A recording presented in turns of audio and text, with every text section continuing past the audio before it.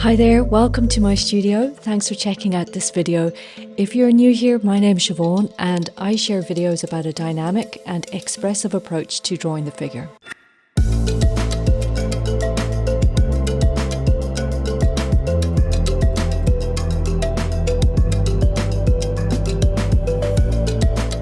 Recently, someone in my drawing group asked me about using a tracing app for figure drawing, and I thought I'd make a video here to talk about it, as well as take the opportunity to try it out myself, since I've never personally worked with a tracing app before.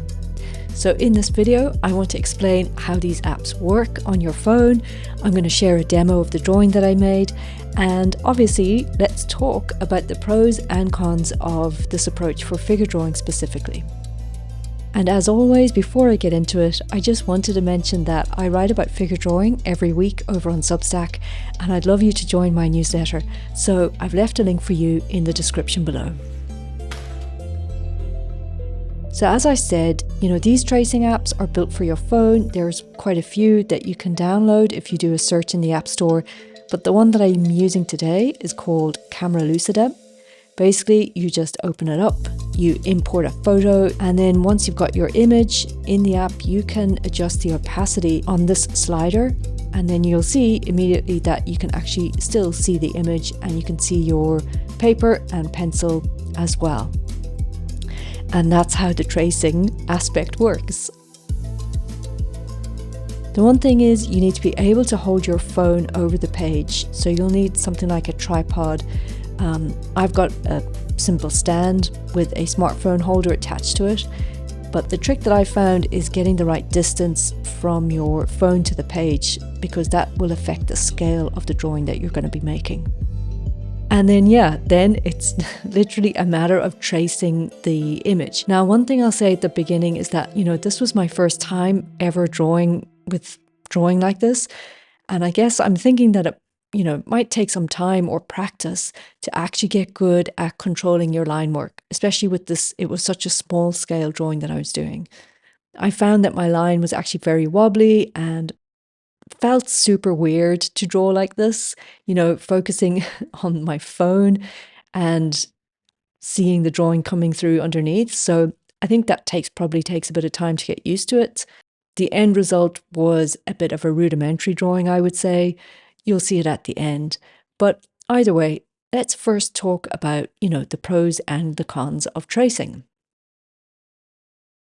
I think tracing a photo in order to make a drawing has a lot of obvious benefits. The first obvious benefit is that, the drawing appears accurate overall. The anatomy is absolutely correct. The proportion is exactly right. All of the small, tiny details of the figure, like minute shadow shapes or anatomical details that you would normally miss or not focus on, are nearly always included in trace drawings, making the overall drawing look impressively accurate compared to a photo reference. I think for beginners to drawing, this is probably the main reason to use it. The idea that the final drawing looks appealing because it's accurate and it's in proportion. It looks realistic to a beginner's eye. And obviously most beginners are going for realism in a drawing. They want their drawing to match a photo. So that's the first benefit. You can achieve a really high level of realism and detail very easily.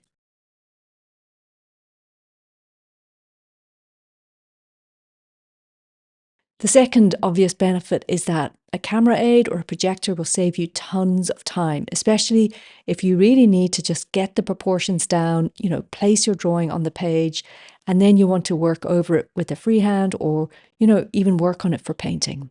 That in itself is a game changer for many artists, because honestly, spending hours to get your placement correct, get the key landmarks in the right place, that can be very frustrating and very tiring, and ultimately you just want to get to drawing. You don't want to spend all your time plotting and measuring. So a lot of artists will use a projector or simply, a grid system, or somehow trace their drawing onto their canvas so that they can get to painting quicker. And incidentally, I have a book in my studio that I love. It's called Secret Knowledge by David Hockney.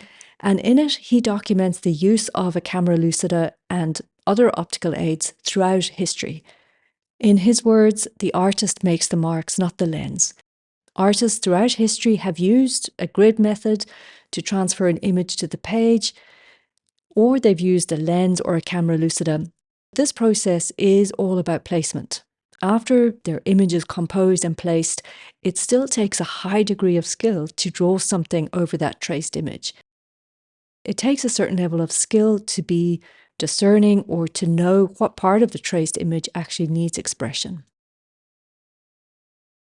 I think skilled artists who are working with photos and optical aids are exactly that. They're skilled artists and they've had a lifetime of drawing from direct observation. They know how to filter that feeling into their work. For those of us who are not skilled at expression and observation, it can be tricky because we tend to rate a good drawing as one that matches a photo.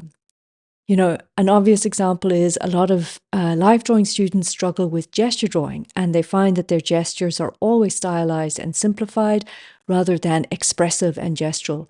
And it's because they lean heavily towards making 2D visual representation that compares well to a photo.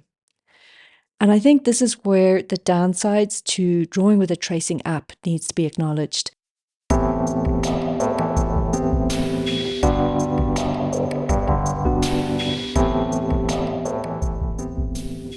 The first obvious downside is that you're restricted to a fairly small scale when you're using an app on your phone, for example. It's different if you're using a projector, but with an app on your phone, you will probably be more inclined to not simply use the app for placement, but you'll probably use it to make a final finished drawing.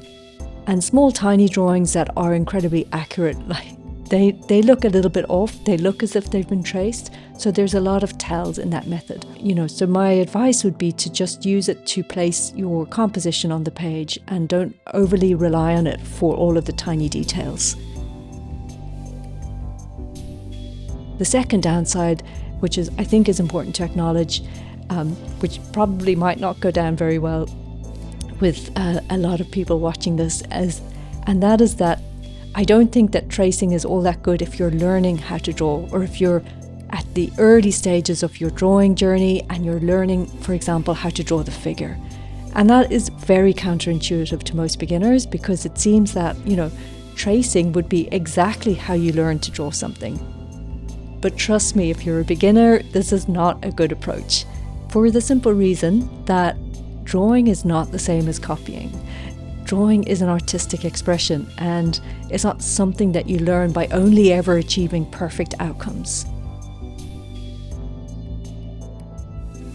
It's something that has to be learned through a process, and that process has to involve exploration and it has to involve mistakes. I think if using a tracing app to make figure drawings, you might miss out on the learning experience, which is to say the process of exploration and discovery. You're going to bypass that inquiry or that journey, and you're just going to go straight to a rendered output, which, as I said, might look appealing to the beginner eye, but it lacks the depth of an artistic response.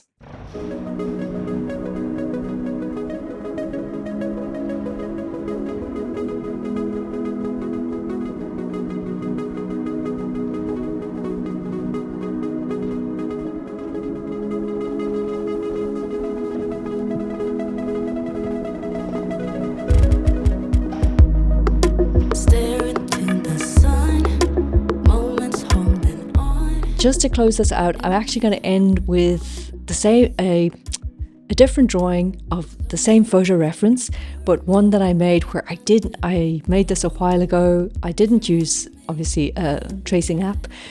This is a very gestural, loose and responsive approach to drawing. And I just wanted to include it as a sort of counterpoint to the traced drawing.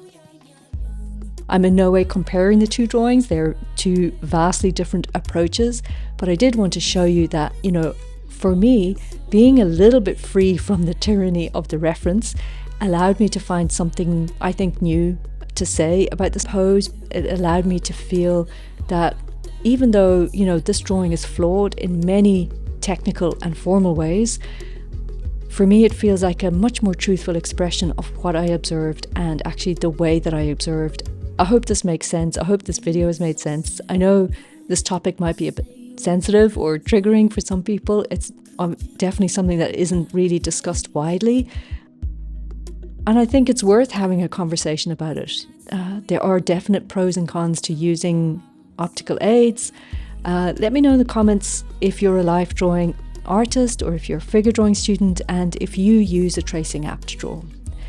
Leave me a comment below. I'd love to hear from you. Thank you so much for watching, and I'll see you in the next video.